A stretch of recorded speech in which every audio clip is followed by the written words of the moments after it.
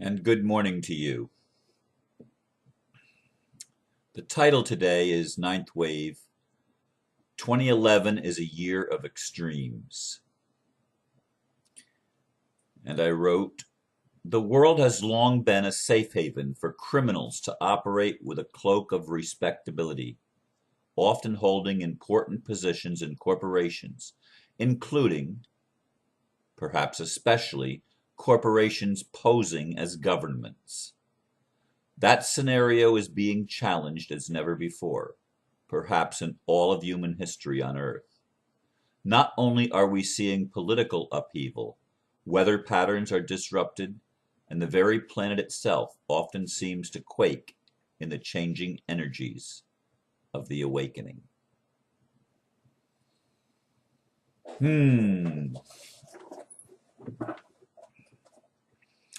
Yes,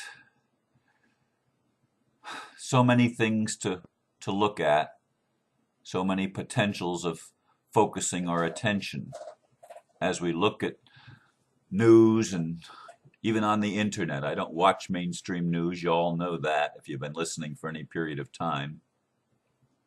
But I do look at some websites, namely Yahoo News mostly, to find out what is happening in the world and what is being reported by the mainstream so that I'm not totally unaware of what the officials, the mainstream, is saying about the changes.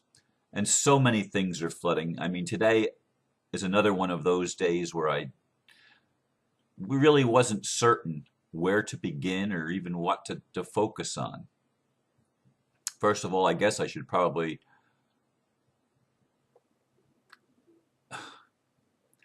wish the best for all of those that are in the northeastern part of the United States from North Carolina up that have been hit by this large storm, which is no longer a hurricane, it's a tropical storm.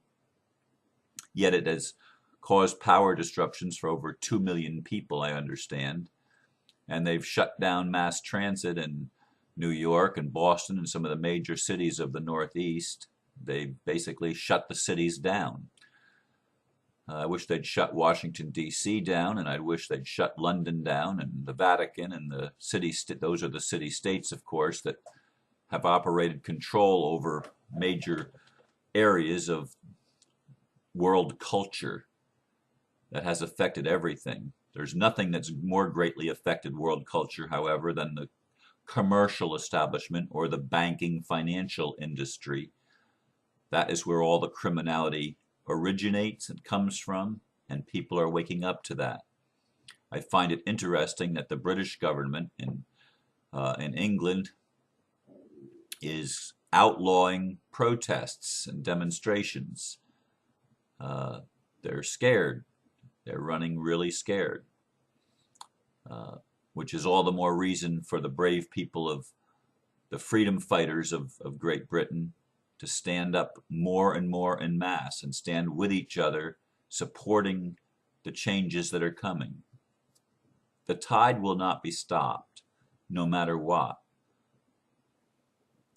I'm also grateful to the extraterrestrial element that's working in this thing to diminish hurricanes and to diminish some of the apparent natural disasters.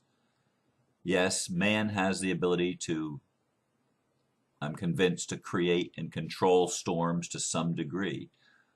But all of the technology that man has is superseded by the technology of our extraterrestrial friends, which operate more on a conscious level and for the good of all. But it doesn't appear to be the good to those who have long held the reins of power over others and been able to dominate the masses with their fear tactics, using religion and using news media and using all sorts of techniques and technologies to mind control, literally, the masses of the human population.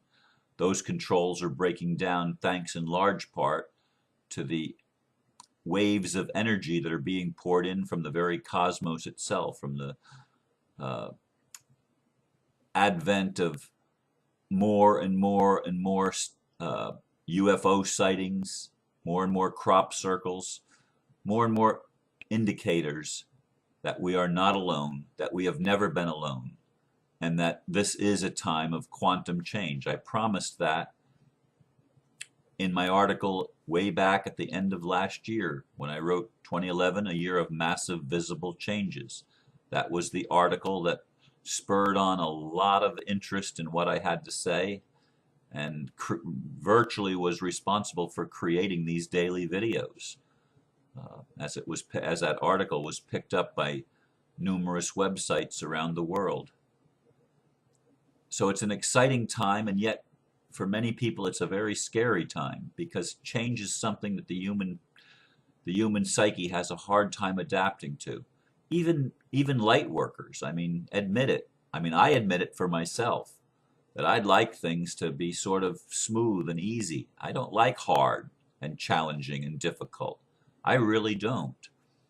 I would much rather have a world with some stability in it. But there can't be a stability based on fraud and deception. And the earth itself is responding to this awakening because it's within the human psyche. It's within the collective conscious of humanity. And it's going to show up and manifest in the physical world. I'm convinced that that's what a lot of the storms are about, that that's what a lot of the earthquakes are about, that that's what a lot of all of the protests are about. It's about people waking up. Now, some of the protests and the violent aspects of it, I'm convinced, are actually created by the government itself, the governments themselves, the intelligence agencies. These are the forces, or this is the control system that is trying to manipulate certain events to make them different than what the organizers want them to be.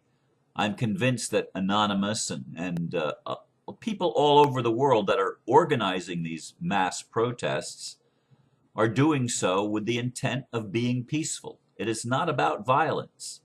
Who makes it about violence are those who have made a lot of money and maintained a lot of control by using violence. It's the very governments that are giving us the thing that they've got to stop terrorism that are the terrorists themselves. People are waking up to that reality.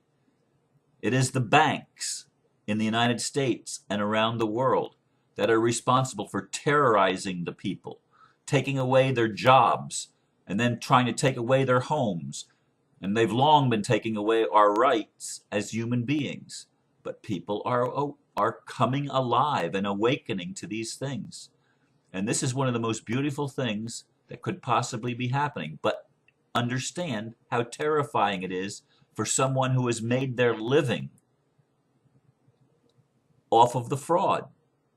And sometimes very innocently for a lot of people.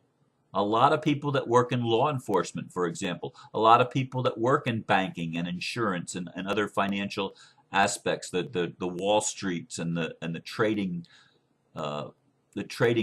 floors around the world of the stock exchanges and the commodities exchanges. People make their money on these things, and not all of them are criminals. Many of them, perhaps most of them, are not. And I would say most of them are not criminals.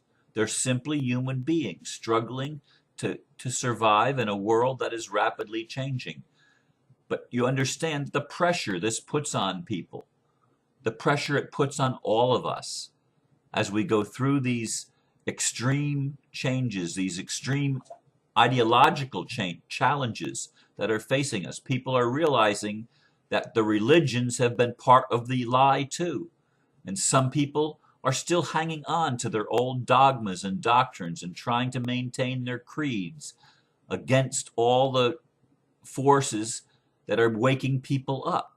And there are people that are very, very devoutly religious that want to hold on to their Christian viewpoint or their Jewish viewpoint or their Muslim viewpoint or their Hindu or Buddhist viewpoint and be right instead of being loving.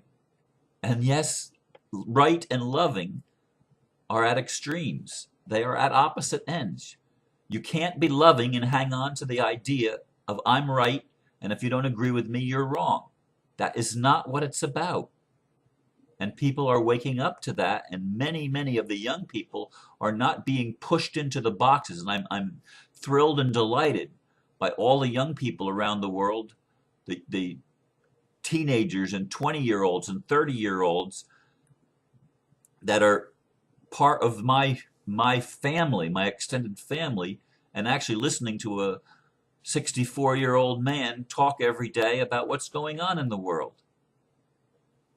I mean, it's amazing to me that people would even do that, but people are doing it all over. Do I get people that don't like what I'm doing? Of course I do. Do I get people that threaten to quit being my friend because they don't like the way I talk about Jesus? And I didn't even want to go on that subject today. I don't even know why it came out. But again, I let these things flow. I let these things flow. I love Jesus, and I love Mohammed, and I love the Buddha, and I love Lao Tzu, and I love Krishna, and I mean the religious figures and the avatars that have come down through the ages. I love every single one of them. Yes, I think Jesus was special. I was raised a Christian. I think Jesus holds a special place. I think Jesus is a Lord, actually Lord. I believe that. I believe that he is here now. I believe that all the ascended masters that have ever walked this planet are here now physically, on the earth, physically. They're here. It's not some second coming. It's the second coming en masse, if you will, where all of the great leaders of spiritual traditions down through the ages are back in a physical body. Some people may know who they were, some people may not. There may be more than one person who is manifesting that was Jesus at one time or Muhammad at one time, whatever. But the message in this year of extremes is and must be one of compassion, one of love, one of forgiveness. And that's anonymous. I'm still telling you, we don't forget, we don't forgive. That don't forgive part's got to change. It's okay to remember, but to remember and to be willing to forgive those that have trespassed against us. If to use the accepted version of the Lord's Prayer. I do not call the Lord's Prayer the Lord's Prayer. To me, the Lord's Prayer is in John chapter 17, where Jesus prays to the Father that all of us might be one in them, as he is one in the Father, and the Father is one in him, that all of us might be one in them, that we might have love one for another, and that the world might know that you sent Christ, the Spirit of the living God, as Christ, into the world to fill people in their human form with divinity that has a light that's so bright that it attracts people to it. That's what happened with Jesus. That's what's happened with all avatars throughout the ages. They've had a light inside them from God that has attracted people to them. And in our day and age, it's happening all over. And some of the extraterrestrials that are working with us are also masters in their own right from our civilization and from other civilizations. And it's all converging here in 2011, in this ninth wave, in the year of massive visible changes, a year of extremes. It's all converging now. And I encourage you with all of my heart to find the place of peace within yourself. It's there. Find the place where you can love yourself as well as those, and especially those that you have thought to be your enemies, because they have been giving you the gift of contrast so that you could awaken. And that has been happening with all of us. I'm going to leave you with these thoughts. I hope it makes sense to those of you that listen. Namaste.